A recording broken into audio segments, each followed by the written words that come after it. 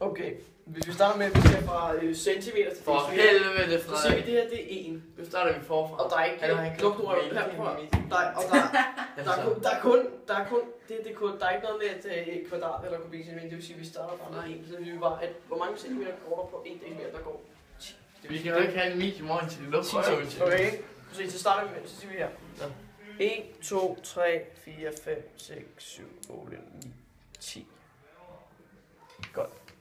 Hvis vi også skal fra kvadratcentimeter til kvadratdecimeter, så er vi her, så skal vi sige, så gange vi bare med 10 igen. 10 gange 10. 10 gange 10.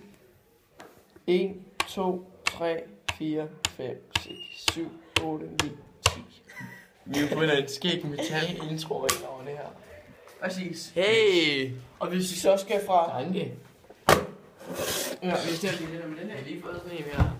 Mester. Og hvis vi så skal fra kubik centimeter til kubik decimeter, så er vi bare 10 gange 10 gange 10. Ja.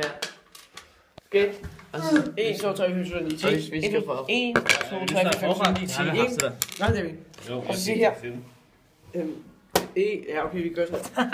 1, 2, 3, 4, 5, 6, 7, 8, 9, 10. Ja. Ja. Der er 10. Prøv lige her. Så det vil sige, at 10 gange 10 gange 10, det giver 1000.